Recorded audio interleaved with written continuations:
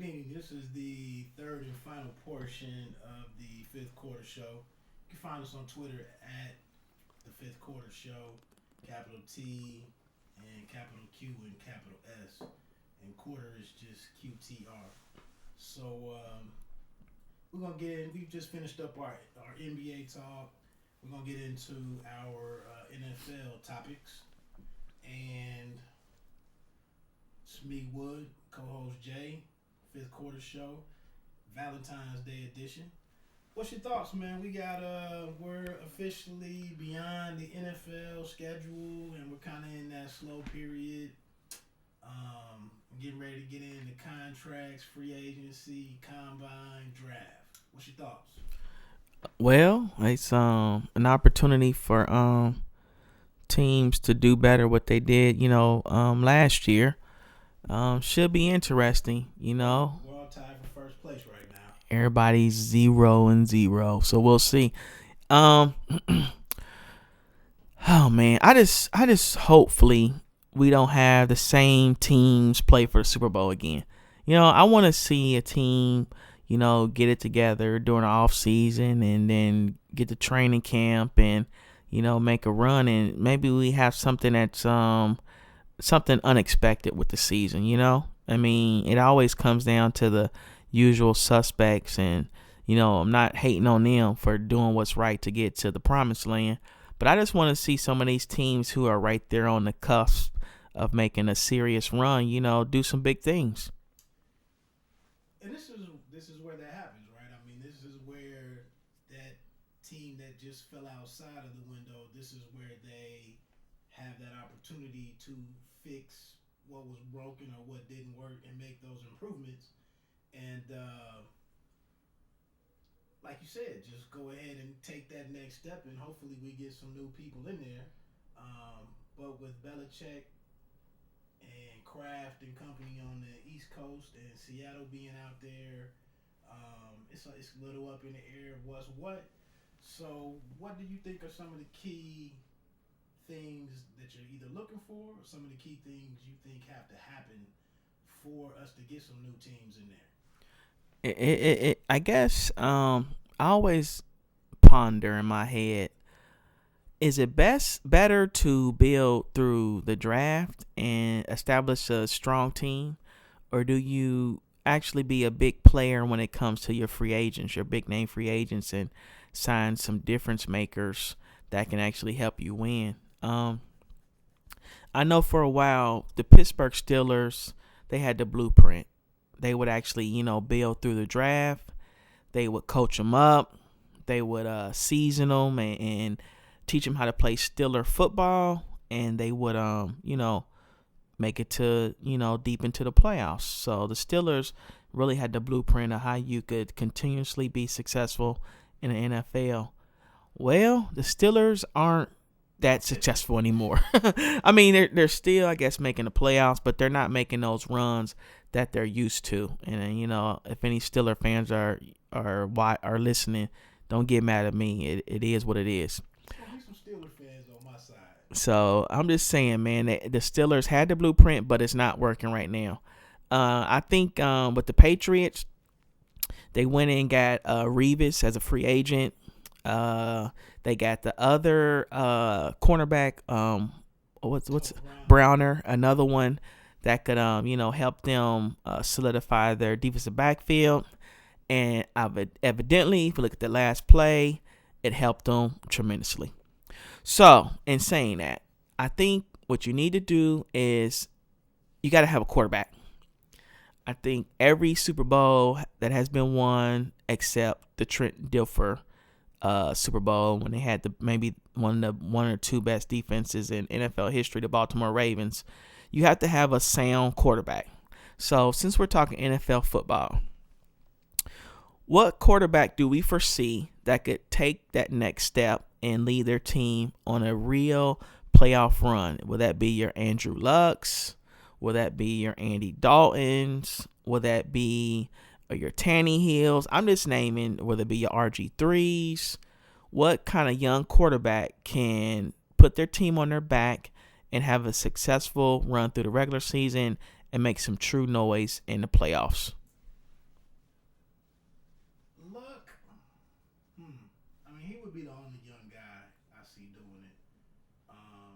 can see what Ryan does, Matty Ice in Atlanta. We can see what he does with Quinn now being at the helm. Although they'll still have some issues at running back. They got Steven Jackson probably moving on, and the new kid Freeman from Florida State. Yeah. We'll see what his role is. I don't trust in Tannehill. They kept fielding him around. He's a year older, and that Wildcat zone, option read stuff, all that stuff, that's probably not going to be as successful as it was this past season. RG3 is arguing with people on Instagram, and they had Magic speaking on him this week about messing with social media. So, it's a million questions with my Redskins, obviously. Dalton will continue to see him underwhelm us. So I don't know, man. I don't think leaning on a quarterback is necessarily going to be the blueprint.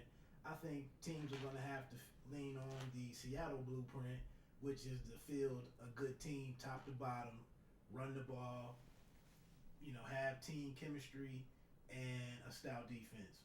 So that's where I'm coming. That's what my thoughts are on as we go into this period. Good point. So we're saying that we're gonna go with the stout defense, quarterback that's a game manager and maybe can make one or two throws during the game to get you where you need to be. Hey, that's my formula, and that's nothing wrong with that because Seattle has done that for the last couple years and they've been playing in the Super Bowl. One of them, and they actually could have won both of them. So that's a great format or a great formula. I can go with that. So let me think. Who has a nice, tough defense that can get you where you need to be? So, and I'm not being a homer, and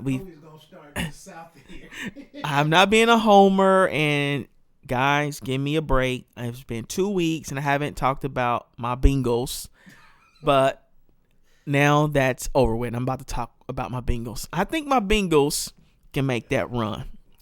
Dun dun dun.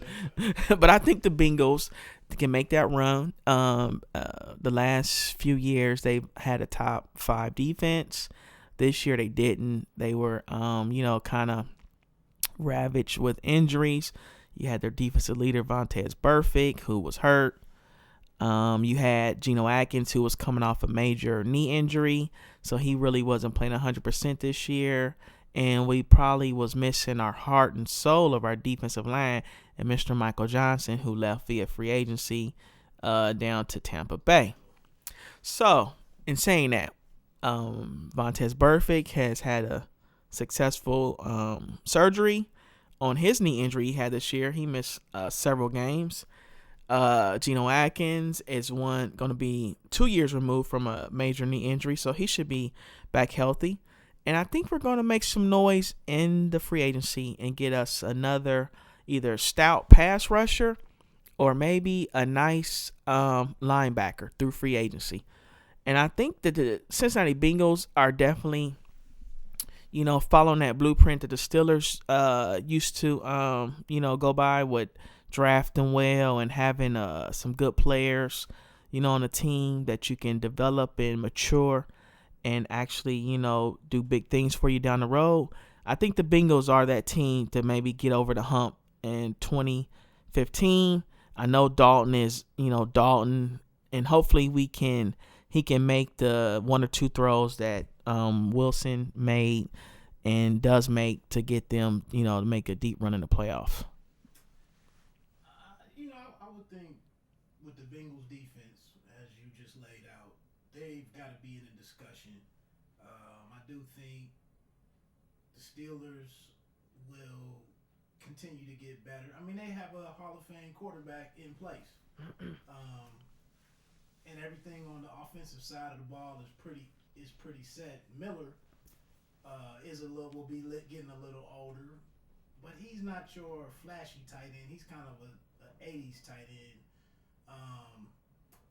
The Ravens, they'll probably have some questions, and then we have the Browns, texting and whatnot, everything they got going on, people in rehab, people suspended. So I think the Bengals should have a good opportunity again. Um, League wise, I don't have a clue, man. I mean, so let's look at a couple of key free agents, a couple of rumblings and grumblings for this week. As we mentioned last week on the show that nobody will ever hear, we're both fans. Jay and I are both fans of running backs. That was the face of the team when we were coming up as kids. When we were getting our first taste of the NFL, the running back was the face of the team. And going through many a draft, running backs were two or three littered the top 10, the first 10 picks in the draft. So right now, the big question this week was Mr. DeMarco Murray and the money that may or may not come his way. Yeah, DeMarco Murray, man. And the thing about it is, I love to talk about the Cowboys because there's so many Cowboy fans. I mean, they're everywhere. They're in the barbershop, they're at work, they're at the grocery store, they're where you at the Foot Locker buying your sneakers. The Cowboys roll thick. The fans do. So I always ask them this question. They're like, "Oh man, DeMarco Murray, he's a running back. Anybody can run the ball for you. He can be replaced. He doesn't deserve to get a big time contract, et cetera, et cetera, et cetera." They're not bashing DeMarco Murray. They appreciate what he was able to do for the team, but they don't think he's a key focal point to actually, their longevity and being successful. So I pose this question to them.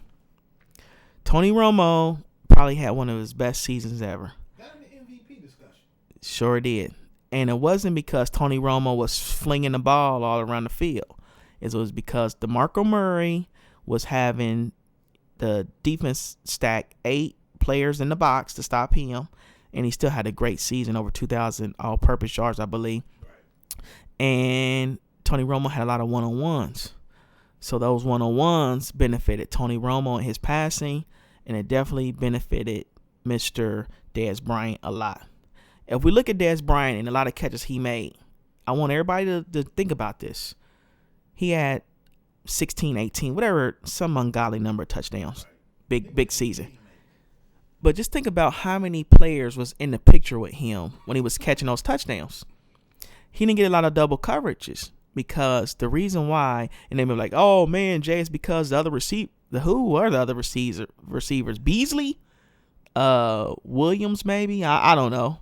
I couldn't give you the name. Thank you. So my point is this: they can let DeMarco Murray leave if they want to, but I guarantee you they're gonna take 2 steps backwards because he did so much for that offense, and taking the pressure off of Tony Romo, who's known to blow several games, and giving Dez Bryant single coverages because of everybody's being stacked in the box. I just think he's too big of a focal point. I mean, I love Dez Bryant to death, and I think you definitely got to sign him too. But there's no way in the world, if it comes between signing DeMarco Murray or Dez Bryant, DeMarco Murray's getting his money also. I'm torn on this because I'm really, in the last several years, I've become a big fan of the off season and the front office moves and the salary cap management, personnel development. I'm a big fan of February through September, probably to a fault. And so looking into this DeMarco Murray situation, it seems like at the crux of this whole situation predicament is that DeMarco crossed this 370 carries in a year, which has led to the demise of many a running back. So in my research into this, DeMarco had 392 carries this past year. Usually 30 years old is the big number that hinders running backs from getting that big contract, getting that second contract, or getting a big signing bonus or what have you, the guaranteed money. So he had 392 carries. I believe this was like the 39th time that number has, or 29th time maybe, that a player has gone above that. And the most the typical result the following year is a decrease in production. And the only person that was able to come back from that 370 carry threshold and actually have a better year was Eric Dickerson. So that seems like that's what this is all held up on, is how do we invest in this running back who the numbers all say is probably going to fall short of what he did, the year before. But I think DeMarco Murray is I don't think he has a lot of wear and tear on him. And he is 27 years old. So he has 3 years into that 30-year mark that's been that's usually the DOA age for a running back. When I look at it, I think that the offensive line in Dallas was so impressive this year that DeMarco was usually getting tackled by smaller defenders, being members of the secondary. So I don't think he took a lot of punishment. This was the first year that he hit 16 games played. He's been at 10, I think 13 and 14. So I don't know, man. I don't think. I mean, I understand Jerry has to do what he has to do, and he probably will go ahead and give the big money to Dez Bryant because it's a passing league. As a Washington fan, if he should choose to not give the money to DeMarco and let him get out there in free agency, I think it'll be a huge mistake, but I love it. And I don't know. What if and I know Arizona they need to know what's going on at quarterback, but what if Arizona picked up a DeMarco Murray? Huge mistake for Dallas to let DeMarco Murray go, man. It's like, when has it ever been that the reigning offensive player of the year, the NFL is talking about should we re-sign him or not? I mean, they're talking about, I think, a contract of 4 years, $16 million, like $4 million per year for the offensive player of the year. Hold on. You said 16? 16, 1-6. $4 million per year. I thought you meant 60. No. 16. 1-6. I mean, that's what I saw. That's an insult. It's a big insult. And the thing about it is, okay, they can say we can let DeMarco Murray go and we can, plug in another running back. But who can you plug in? And how many more years do you have a Tony Romo being efficient and productive quarterback? I mean, he's only one hit away from, career being over with. Let's be honest, and I hope it doesn't happen. But his back is barely holding up, very gingerly. So evidently that if you're about winning, see, I want to know if you're about winning or not. I mean, if you're about winning, you got to sign DeMarco Murray, but you can't insult him with these small numbers. I'm not saying you need to break the bank. I'm not saying he needs to, be the highest paid player in the NFL. But what I am saying is, he does warrant a contract of one of the top 5 running backs in the NFL. And if the market is what it is, I mean, if you want to stay with Dallas, and if you guys think and if DeMarco think he has a good thing going being there in Dallas, then he should tell his agent, hey, send over a contract to the Cowboys, a proposal with me being one of the top 5 paid NFL running backs, and let's see what happens, because they have a good thing going. I mean, I really believe, and maybe I'm wrong, that team that they had this past year, I think that was the only team that could have actually beat Seattle. I think Dallas could have went to Seattle and beat them They had the road victories this year that support that argument. Yes, sir. And they beat them early in the season, and I didn't think they would have any problem with doing it again. So to me, that means you're close. You're very close. So why unsettle a team with talking about not signing the Offensive Player of the Year, by I'm trying to overpay for Dez. To me, Dez Bryant is like, I don't trust the kid. I don't trust the player. I don't trust him, in the off season. I don't know what may happen with him. Maybe he's matured or not, but I just think that when Dez Bryant gets paid, gets able to pay off all those debtors that he has, Lil Wayne and them, I think he's gonna go buck wild, man. I don't know. And the reason why I know Dez Bryant is kind of an uncertainty with the Cowboys. He hasn't got paid yet. You know what I'm saying? If he was that big and such a big part of the team, why hasn't he got paid? So we know there's some question marks there. Now, DeMarco Murray, on the other hand, I don't know if he's had any real serious off-field issues or not, but I do know this. If you hand him the ball 25 times, 20 times a game, he'll get you 120 yards. So that's what I do know. Do you think now he balled out in the loss to Green Bay in the right in the semis?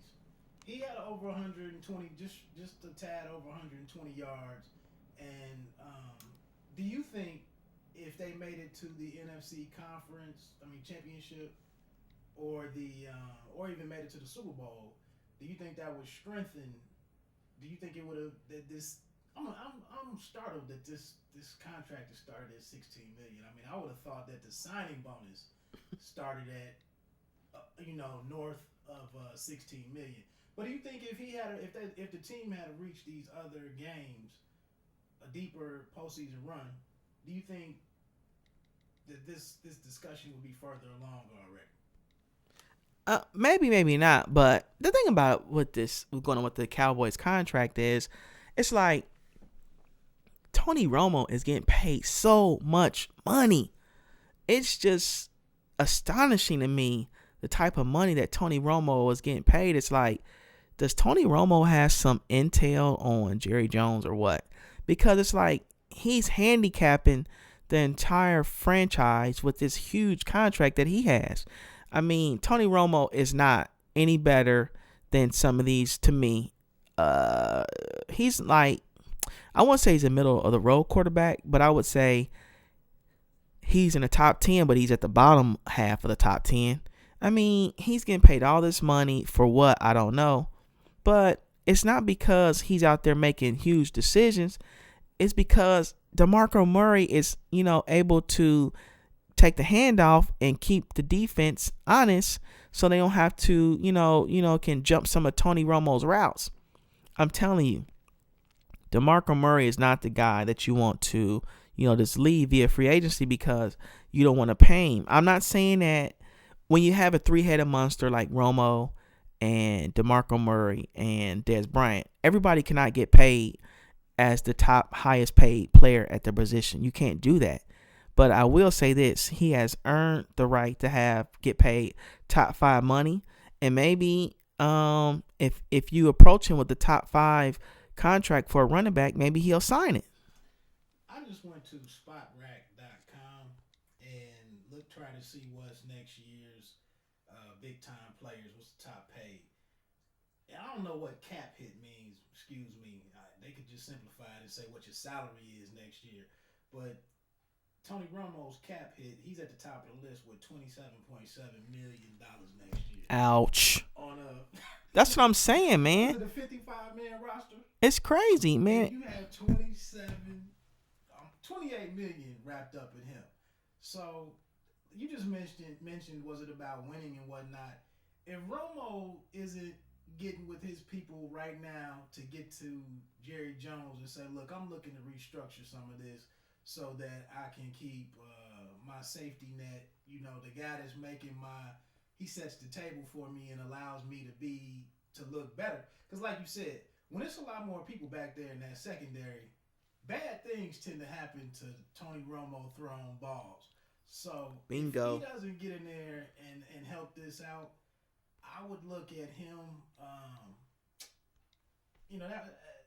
it's inexcusable. Like I said, if the negotiations are starting off at $16 million, that's an embarrassment. And I know Jerry Jones is a businessman, and you don't get to his level of wealth by just running out there with numbers.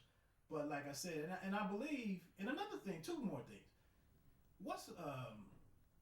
DeMarco had 450 yards of passing in the passing game, so he's helping out there, and then also his backup just has some off the field troubles to add on to the underwear situation from early in the year. So I don't know how this plays out, but like you said, if he doesn't go there, I'm sure plenty of teams will welcome him with open arms, and somebody will be better for it.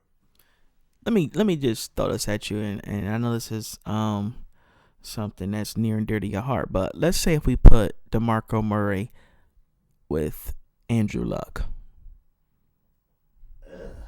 Right. Running on that turf Oh, indoors. oh my gosh. So Dallas can do what they want to do. Jerry Jones, he knows way more than me. He's has Super Bowl rings. I think that was when there was no salary cap though. But he has Super Bowl rings. He has yet to win one when they have a hard salary cap.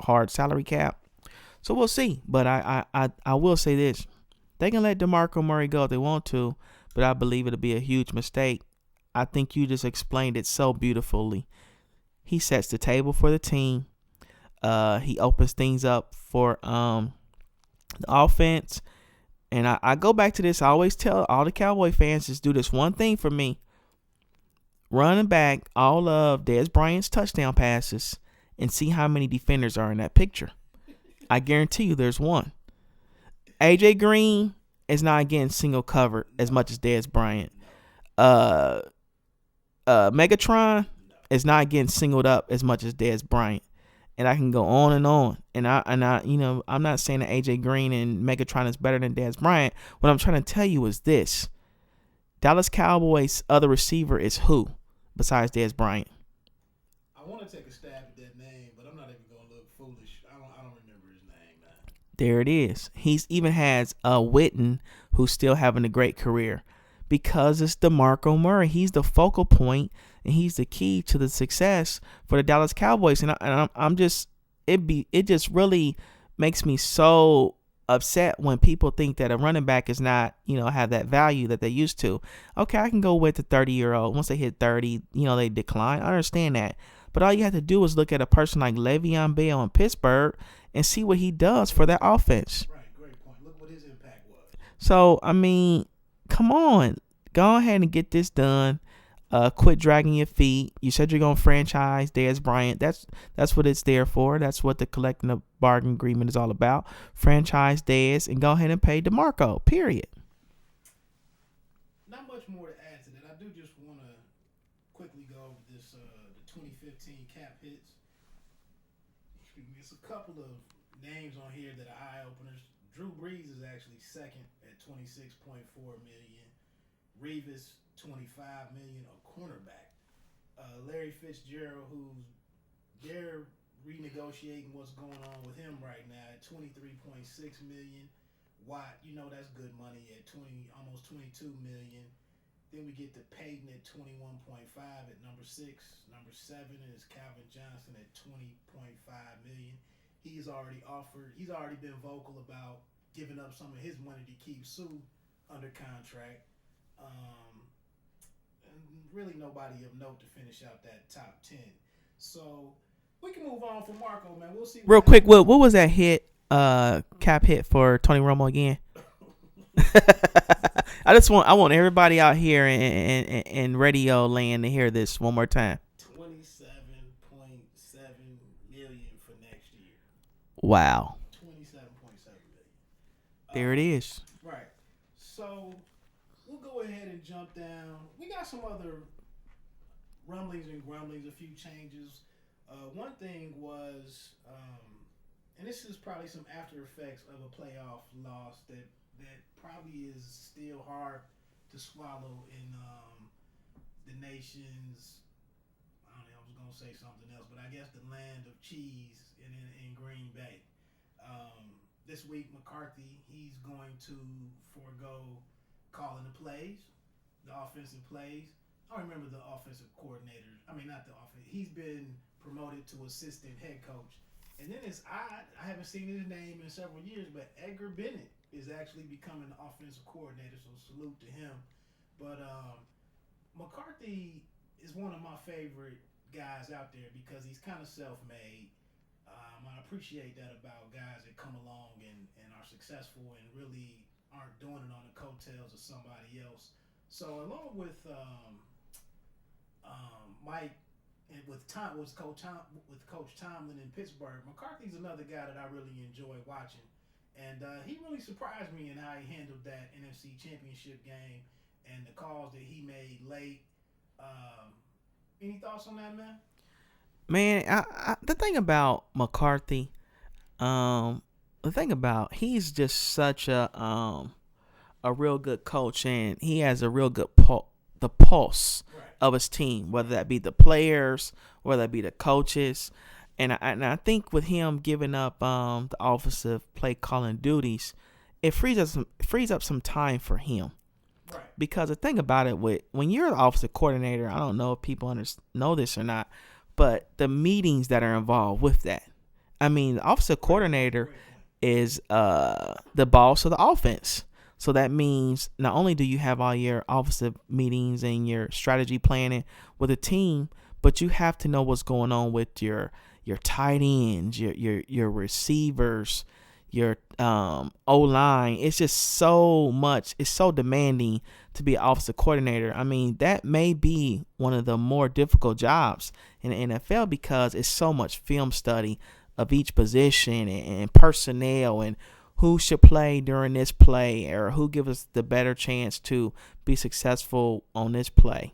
It's a lot, and when you're the offensive coordinator and calling the plays for a team, as McCarthy has been, it kind of takes you away from your defense, Right. and it takes you away from your special teams. Do you think? I mean, why would an NFL team have an offensive coordinator if he's not calling the plays?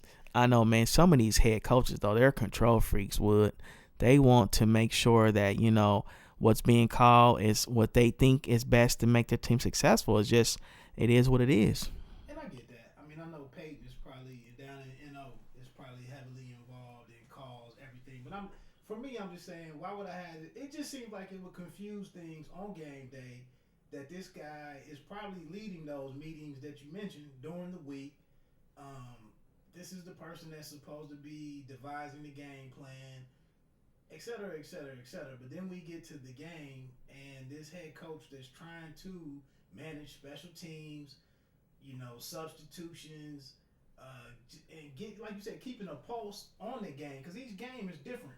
So, and in-game adjustments are crucial. So I just don't understand. I never understood it.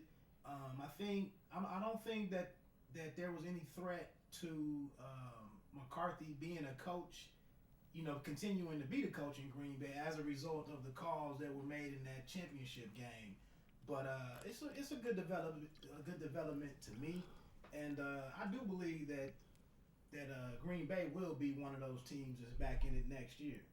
Yeah, I mean, like I said, I always go to the formula that you need a quarterback that can make plays, and anytime you have Aaron Rodgers there, I mean, he's arguably the best player in the NFL right now. A lot of people's eyes. You have a chance. MVP at the honors? League MVP? We can come back to that. And the thing about it, I just looked at that because I was just looking up that DeMarco Murray won Offensive Player of the Year. So right, that's why I asked. So we'll research that right now. But yeah, the thing about McCarthy, kudos to him. I don't know if it was from the top, letting him know that maybe he needs to relinquish his play calling duties or what. But kudos for him to being big enough or being responsible enough to stop, calling the plays during game day because it takes a toll on you in having a firm grasp on what's going on with the other, portions of your team. I know that change was made in Dallas maybe a couple years ago. I think Garrett used to call the plays for the Cowboys, and I believe it came from the top though that Garrett, you'll no longer call the plays. Let the old coordinator call the plays. It takes a lot out of you to call the plays because you're in so many meetings and you can't be there for every player on your team, and it's not because that you don't want to be there. It's so demanding.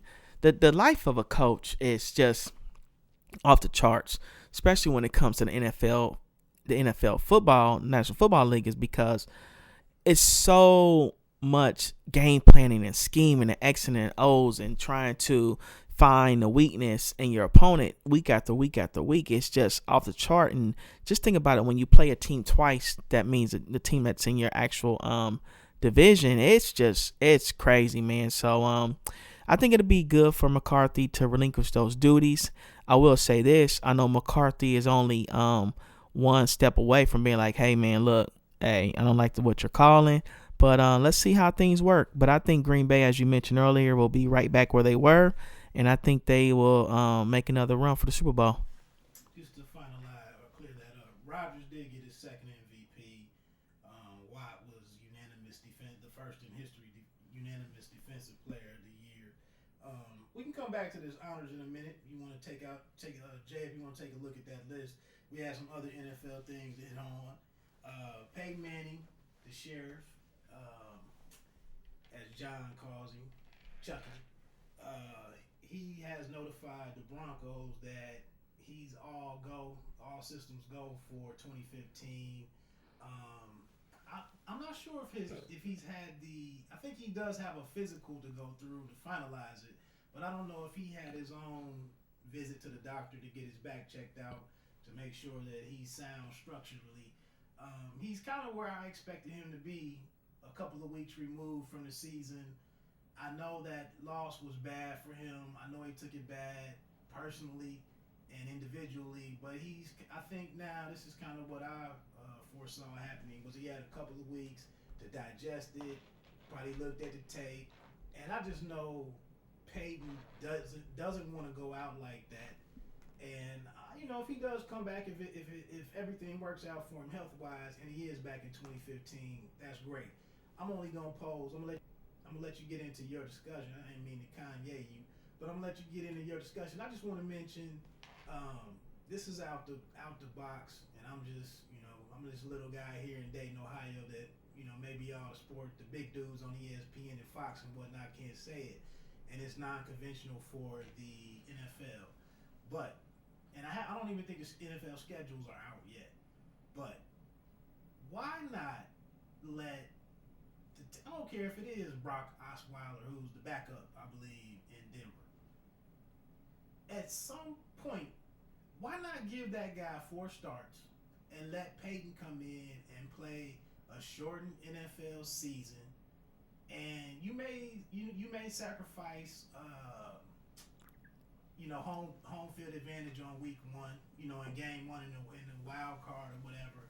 But why not experiment with letting Peyton play a shortened season so that he's fresher in those final 4 or 5 weeks of the season? Why is that so hard to do or consider? Man, our chemistry, that we are developed, on our fifth quarter podcast is getting so good because that's my notes. Peyton Manning cannot play a 16-game season and cannot hold up for a playoff run. He just cannot. And jump in real quick. What does the regular season mean for him at this point? It really does not mean much because right now he is actually graded, or his legacy is all about what happens in the postseason. So if we can start the back up and go 2-2 in those games versus going 3-1 and 4-0, but having a healthy Peyton Manning as the season gets to crunch time and into the playoffs, I think that would be a smart move, man. I think you have a career in coaching, man, or at least game planning. But yeah, I think I like that. I'm be honest, and I'm just saying that I really do like, what you just mentioned, because I had in my notes, there's no way Peyton Manning can go from the hot, humid summer of July, August, and move on to the cold months of November, December, and January and be successful. He just can't do it. And I'm not saying that because he's not the best ever in some people's eyes. I'm just saying that because age. I mean, father time, it steps in on everybody. So I really like where you're going with maybe, I'm not saying you play them against some of the weaker teams. I'm saying when the season starts, like you just said, outline what games that we're going with the backup. Everybody knows what's going to happen. There's not going to be no surprises. Keep that in-house and just rock and roll that way. Y'all know, thanks for the support on that. I know the NFL season is set up with the big Monday night matchups, get the prime players in there in prime time, even on Thursday night. But I would be selfish if I'm Elway. I don't know I think they have a mid-20s, late-20s pick anyway. So you're not getting a good quarterback this year. You don't have much in the pipeline other than the 6'7", 6'8" Brock Wilder. But um, I don't care if I never see another Peyton Manning regular season. And I'm gonna be honest with you, why it came to my mind. I believe Peyton is at like 10 one and done playoffs, postseason, one and done. Yes, sir. I think this year notch number 10. And I'm not a Peyton Manning hater or supporter or blowhard or what have you, but he's a good man. He's been a decent man, one of the best. You know, he's done the commercials and we got to know him on a personal level. And I just don't want his story to end with, 10, 15 years from now that he was a one and done guy 10 times. So like I said, I just would really like them to strongly consider giving him that Roger Clemens treatment. However you can rest him. I mean, pull him out in the fourth quarter. If you're up 14, 17 points, pull him out. But we just can't. It'd be foolish to sit here and expect this man to do something that he hasn't done in several years. And like I said, you make this last hurrah. You see what happens, and you say that, look, we did, we used some prudent judgment, and we did something out the box. I don't think it's going to hurt team chemistry because, Peyton's going to be getting them mental reps during, whatever time he's on the sideline. Peyton's not going, you can even put him up there in the box, but Peyton is going to be on point. So I think they need to continue to build with Anderson at the running back. Let that defense gel one more year. I think they had an important defensive lineman that was out of there at the end of this year. But yeah, I would do something out of the box and say that we gave ourselves the best chance to field the best Peyton Manning at the best time of the year and take a run at it. Well said and done, man. Enough said. I'm not even going anywhere with that. You killed that portion. I like that. But continuing with NFL talk, something came out this week about Marshawn Lynch possibly not playing in 2015. Is that just a smoke screen, or is that real talk, or what? It's gonna always be interesting with Lynch, aka Beast Mode. I mean, he's been silent since he wasn't giving the ball on that final play. Again, I mean, we just said that running backs used to be the face of the team, and that's not so much the case nowadays. But we can't argue that right now that the face of the team in Seattle is Beast Mode, and I think they get it. I think they get a deal worked out. Yeah, I think they will, man. But let's be honest, man. I mean, Lynch is what, 30? I think he is at that 30. I think he's at that 30. Who wants to go through training camp? He didn't go through training camp last year, if I'm not mistaken. I don't think so.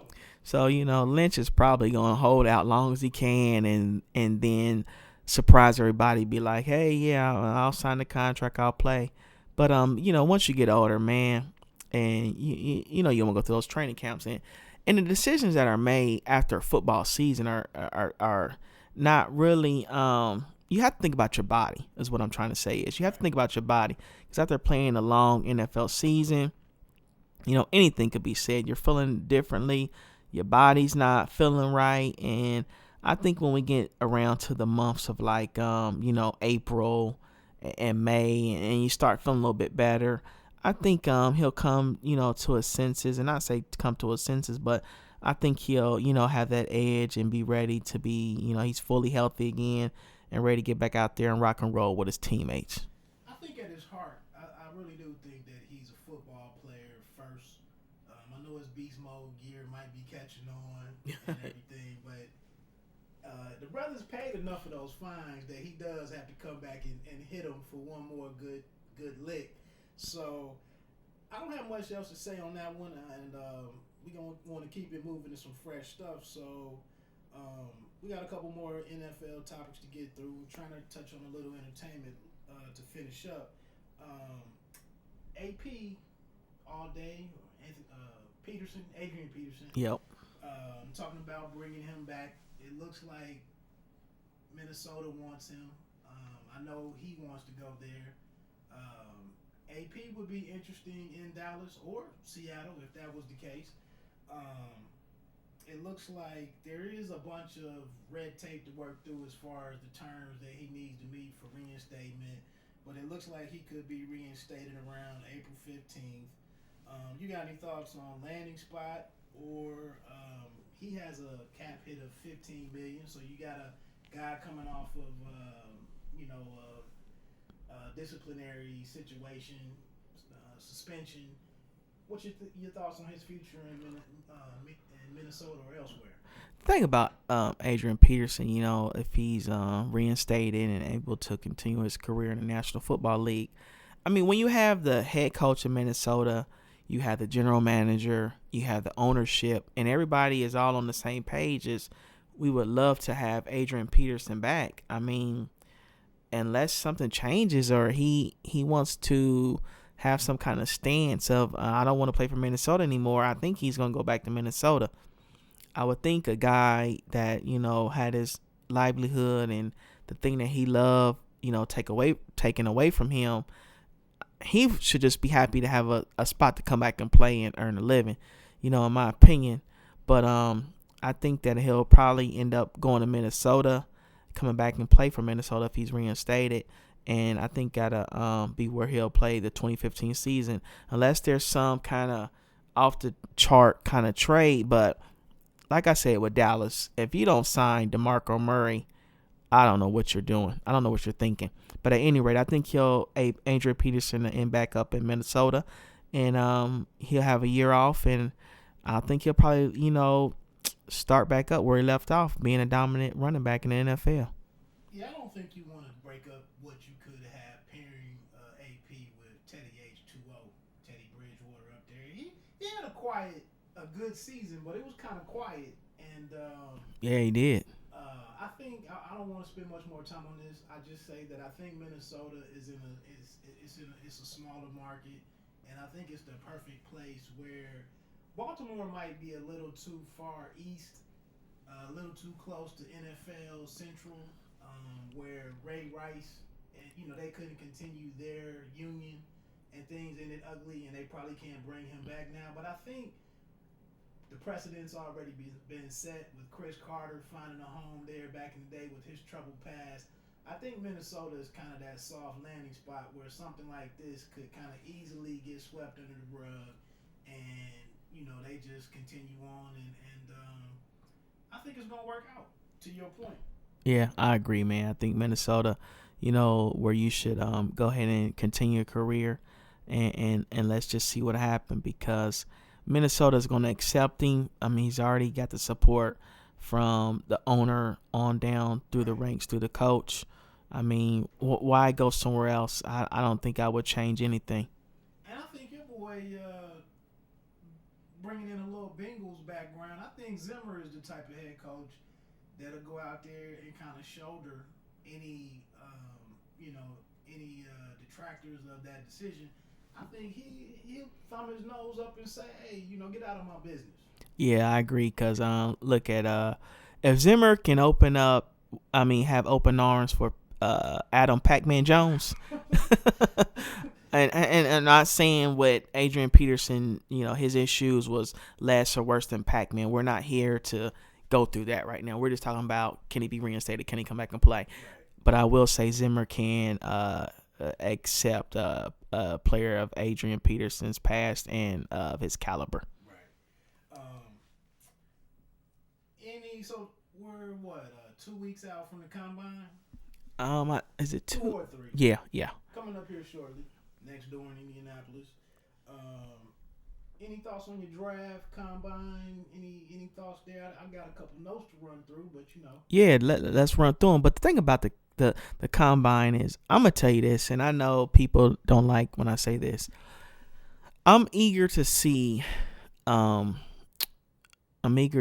my the quarterback down from Florida State, Jameis Winston, go to the combine, because I'm telling you, man, I really believe, and maybe I'm wrong, I believe that if he can stay mature, and I know that's a big if, that's a huge if, but if he can stay mature, he's by far the number one pick in the NFL draft. I mean, he has all the tools and everything you want as a quarterback. But I'm eager to see him. I'm really not a big combine guy. I think that let's put on the film. Let's dissect the film. Let's see how you play against competition. But the combine gives you an opportunity to interview these kids and test their measurables. But that doesn't mean you're going to be successful in the NFL by getting tested. So we'll see. Yeah, I think if you building your team strictly off the combine results, right? Well, you're not. You're going home from work way too early. The only thing that I'm looking at, I mean, they're already talking about who won't throw, who won't run. We'll get into that in the weeks to come. I'm more interested. I think Mel Kiper has created a little noise with some mock drafts this week. They want you to pay that money on ESPN for the inside. They want you to pay that money, and the fifth quarter show just doesn't. We need sponsors. I couldn't tell you what all of the mock drafts say. I'm gonna go through a couple of things that jumped out to me real quick. I do see Mel was going with Winston going to Tampa Bay at number 1. Okay. Although I did see one article entitled something about them going with the safer route with Mariota. We can get all to that. I like what I'm seeing with Tennessee maybe getting this Leonard Williams kid out of USC. Mm-hmm. Amari Cooper going to Oakland, pairing him up with Carr. I think that's a pretty good pick. They have at number 5. They have my Redskins going with defensive end Randy Gregory from Nebraska. I'm not happy with that at all at this point. I think he might be great, but early on, I'm not with that. Just a couple others that came to mind. I saw the kid from Louisville, Devontae Swing Parker, going to Cleveland possibly. I saw the kid Kevin White from West Virginia going to Minnesota. I'm a little excited about Bridgewater getting a weapon. The last few that jumped out to me, San Francisco is looking at a kid from Central Florida University. I think he's a wide receiver, Brashad Perryman. I think that could be. I hope that changes. I just put it like that. Lastly, speaking earlier to your thoughts on Pittsburgh and their team building, Landon Collins from Alabama could be going. Is slated to go there, and then that's a good pick. Great. You can expand on that or expound on that. Lastly, I just want to say that jumped out to me, D. Funch from Michigan, possibly going to New England at 32, another tight end / receiver. Yeah. Who's the top tackles? I'm a big O-line guy, building your team through the O-line. Who's some of your big linemen that's on the top of the list? I didn't see a lot of good tackles. You didn't see a lot of good tackles? I saw Scherf from Iowa. Mm-hmm. Man, he was maybe in the 10th or 12th area. For a long time, Scherf was rumored as being a target for my Redskins, so I've been keeping my eyes on Scherf. I didn't see a lot of tackles in there, man. Yeah, because that's the line and the tackles is what you need. That's where you start your team with them big old tackles. That's your foundation, no doubt. So we said Scherf from Iowa. How about what's the kid's name out of LSU? The big tackle, Collins. Is that his name? Lyle Collins. Sounds right. Left tackle. I'll be interested to see how he tests at the combine and his measurables. I'm just trying to think on the fly, guys. I think it was another tackle out of there. Maybe TJ, maybe Clemens out of Pittsburgh. I think he might have been